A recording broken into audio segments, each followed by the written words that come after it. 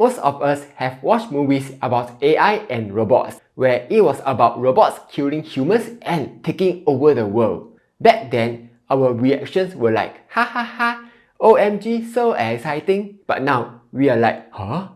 OMG, it's all happening now? That's because in the past, AIs were mostly used in small ways here and there, and don't seem useful to most of us, like Eliza, the first ever chatbot which only had limited knowledge, or Roomba, a robotic vacuum cleaner that would just go around vacuuming floors until the battery goes flat. But then, we slowly start to see AI getting better and better.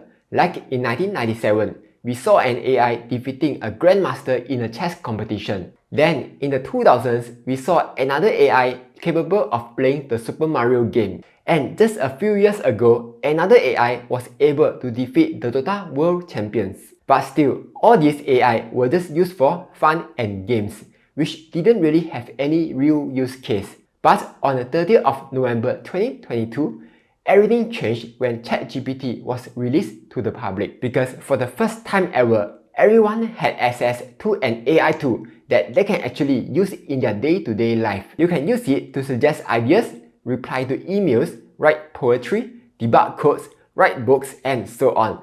I'm pretty sure there's at least one guy somewhere that's already using ChatGPT as his girlfriend. Oh, there really is one. But that's not the point.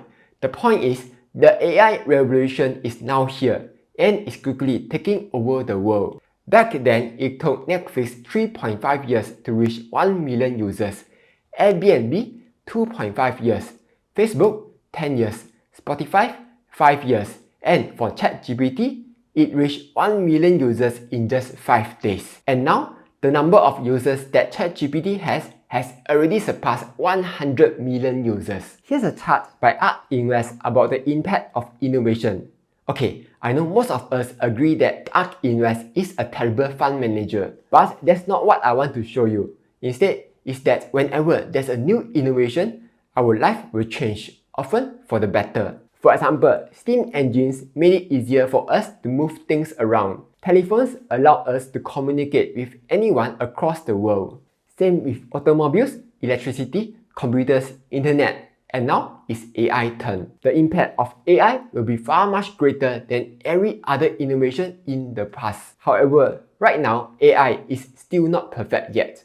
Like, it can still hallucinate and give you the wrong answers. Like back in February, when Google Bard gave the wrong answer during its announcement and caused the stock to lose $100 billion in market value. Or recently, when a lawyer used ChatGPT to do his research and ended up citing cases that did not exist. Such fun? Much wow. But here's the exciting and yet scary part. AI will only get better from here on. If you are old enough, you would have remembered Steve Jobs launching the legendary iPhone back in 2007. It was super basic compared to today's standards. Fast forward to today, everything about the iPhone has improved. It has better graphics, sharper screens, longer battery life, amazing cameras, and so on. That will be the same with AI. Right now, we are only on ChatGPT 4, but it can already create games, solve math problems, explain complex topics, analyze companies' earnings, do flight bookings, and debug codes. Then just imagine what will it be like 10 years later. The capability of AIs will grow exponentially from here. That's because of something called the Moore's Law, which states that the number of transistors that you can fit onto a microchip will double every 2 years. As the device that can be used to train the AI gets more powerful, the potential for AI will get bigger until eventually we reach a point called singularity. The singularity is a point at which artificial intelligence surpasses human intelligence, and that's when technological growth becomes uncontrollable and irreversible. And recently, a group of industry leaders warned that the threat of AI is on the same level as the pandemic and nuclear weapons. That's why you need to say please and thank you whenever you talk to AI. Just kidding. But not really, yo. Quick pause. Did you know that Reboot currently lets you earn up to 5.2% on your idle funds? To use it, tap on Market, Money Boo, where you get to choose between parking your money in 2 low-risk money market funds to earn a daily return. It's free to use, The money is very liquid as you get to immediately use the funds to invest whenever you want. Plus, you are able to withdraw your money in just a few days. So, that's nice. With Webull's latest sign-up promotion, if you fund your account with $300 or more, you will get the chance to win either one free Tesla share worth $580 or trading vouchers worth $280 or $180 or $80 or one fractional Tesla share worth $58. And the best part, you don't have to make any trades to qualify for these gifts. So if you have not signed up to Webull yet, you can sign up using my link down below. With that being said, let's get back to the video. Right now, one of the biggest concerns that many people have is, will AI take over my job? Back in March, Goldman Sachs published a report that estimated that AI could replace as many as 300 million jobs. That number seems small until someone else reported that AI could replace 80% of the jobs in the next few years. And here's the interesting thing. In the past, when we think about AI replacing jobs, we would think that they will start with manual labor jobs, then white-collar jobs, and finally, creative jobs. But now, it seems like this has been entirely flipped around, because right now, it's the creative guys who have to be worried about getting replaced. Jobs like customer service, copywriting, graphic design, game design, video editing, music composer, coding are all getting disrupted. But as Nvidia CEO puts it, it's not so much about AI taking over our jobs, but rather, it's the people who are experts with AI will. So if you want to remain relevant, instead of avoiding AI, you need to learn how to use it. When AI art first came out, artists and designers were protesting about it. Meanwhile, some schools have banned ChatGPT to prevent cheating. And in a recent survey, it was found that while 58% of US adults know about ChatGPT, only 14% have used it. This shows that we are still very new to the technology, but it won't be long before everyone realizes that this is inevitable. And this is Iron Man. Imagine this. Would you rather spend 30 minutes going through a telephone banking menu? You know, the thing where it says, for English, press 1.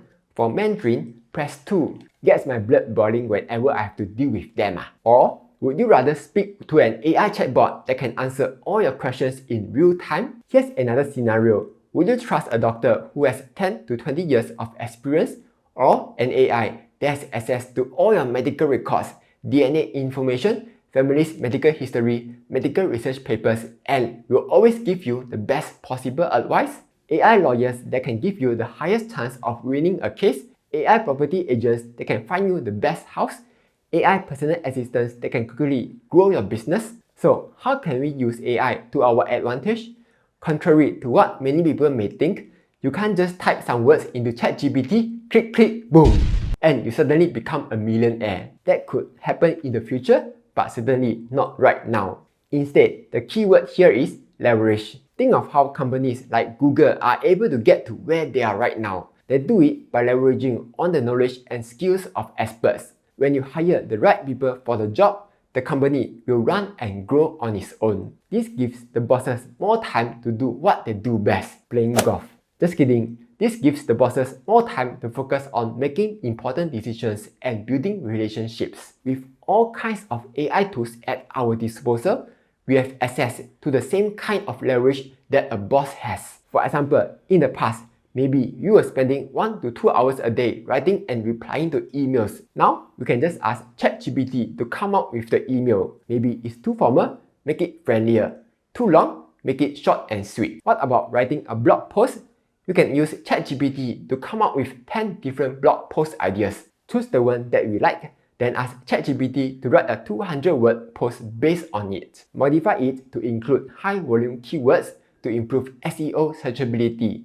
Then you can take it and add in your final touches. Want to create presentations for your boss? Canva can easily do that in just a few seconds. No more wasting time staring at a blank page. Need to come up with some concept art? Playground AI can help you with that. For example, let's try Albert Einstein with Pikachu casting a strong spell, mythical background. And there you go. Need to draft some documents, edit some Excel sheets, or prepare for a meeting? Microsoft Copilot can help you with that. Want to edit some photos? you no longer have to go through tons of Photoshop tutorials or hire a professional digital artist. Photoshop AI already lets you do that with their generative AI field. Want to code faster? Use Codium. Edit videos more efficiently? Check out Descript.